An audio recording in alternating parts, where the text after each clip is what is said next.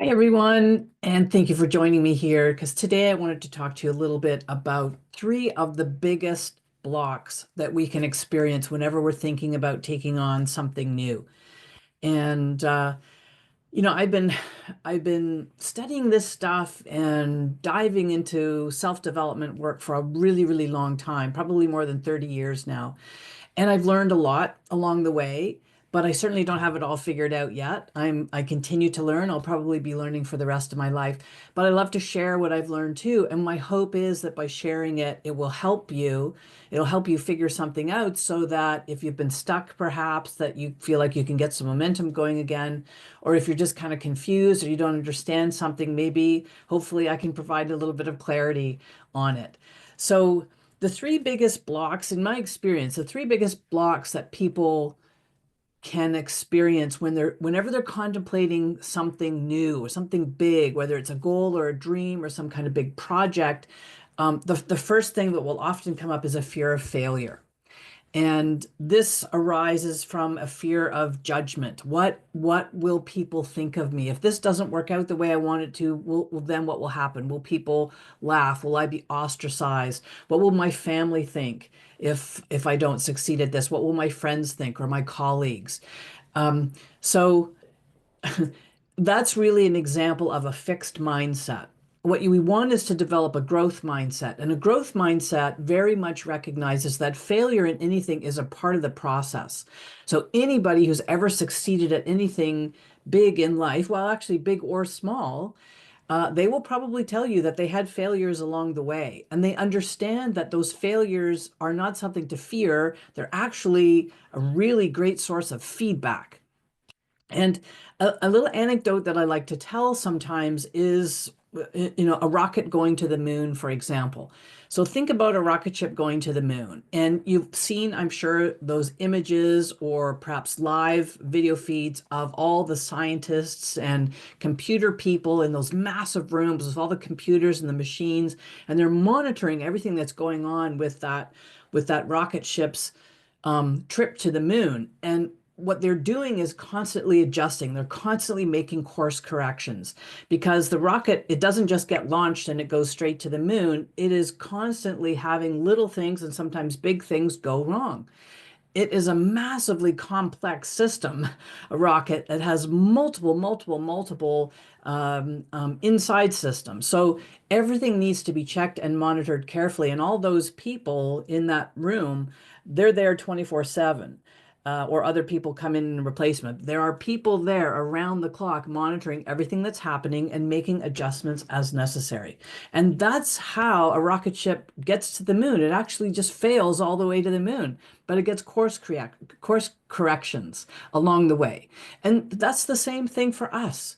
Whenever we're thinking about taking something on, even if it feels a little scary, and even if we have a little bit of doubt about it, just know that it's okay if we fail. Failure is part of it. The failure provides us feedback. Okay, this didn't quite work out the way I wanted. So let me look at this. Well, this part worked out okay. I'll keep that, but that part really didn't. So I'm going to get rid of that and try something new. Now let's give it a try. Is it working now? Working better, but there's still something that needs an adjustment here. So let me adjust it and keep going. That's how, again, every successful person, if he or she is being honest with you, will tell you that they have had way more failures than successes because the failures stack up and they provide so much valuable learning, so much valuable insight about what to do, what not to do. And as long as they embrace those and learn from them, that's how they get to success. So if you think about your own life, you've had so many things you've learned to do, and you had to fail in order to learn to do it. So think about when you learned to walk, for example, all the way back when you were a little toddler and you're taking those first shaky steps. You didn't one day just stand up feeling really stable on your feet and start walking. That's not how it happened. You were really shaky and unstable. So was I. You probably tumbled a lot. You probably fell forward and fell backward and fell sideways, and that was just part of it. If you gave up after the first time you fell, well, that would be it. That means that today, however old you are, you'd still be crawling around on your hands and knees to get from one place to another. Well, that's not how it happened. You picked yourself up as a toddler You got back up on your unsteady feet and you tried again. And you had support around you, probably. You had mom or dad or some other caregiver near you who was helping you. And with time and with practice and with each of those little tumbles that you took, you learned something. So you learned that maybe you need to keep your weight a little farther forward. Maybe you had your weight a little too far back.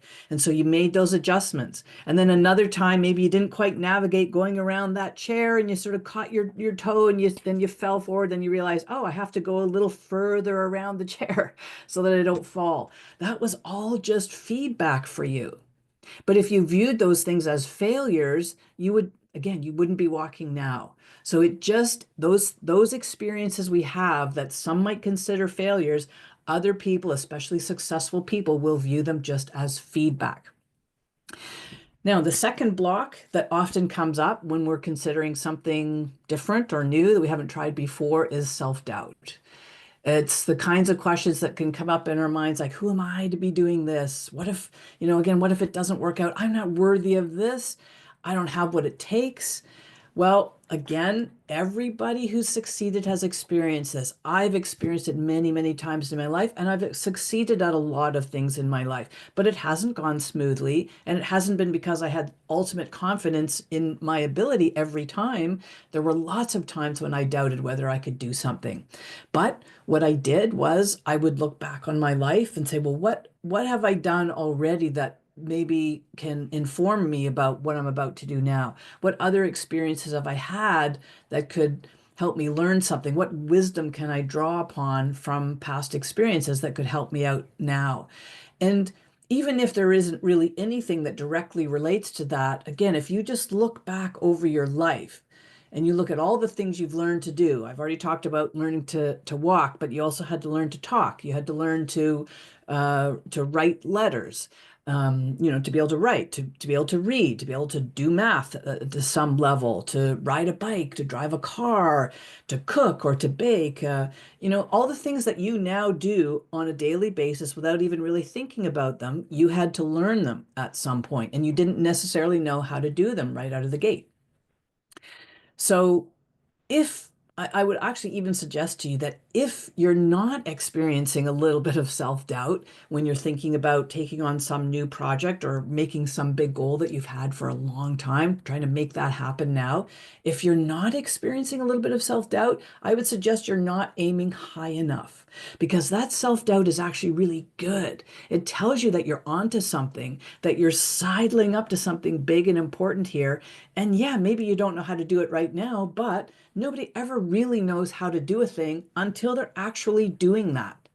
And I mean, you can ask any parent, right? Any parent, you may be a parent yourself, and you may have read every book under the sun on parenting. You may have talked to people about parenting. You may have taken courses on parenting, but until you actually had a child and you actually were a parent, you really didn't know. It wasn't until you had that child and started parenting that you figured out how to be a parent. And it was probably an imperfect thing as well. It is for everybody, but I don't want the fear of self-doubt, that sort of self-doubt, that lack of confidence to hold you back. It's okay. You can feel that self-doubt and still take action anyway. And that's what's really critically important.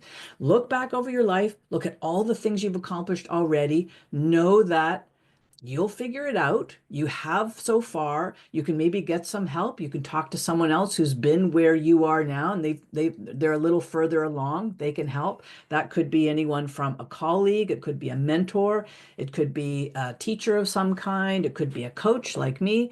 But team up with someone in this. That ask for support, ask for advice, ask for some help. And just know that it's okay if you've got a little bit of self-doubt. It can actually be a good thing.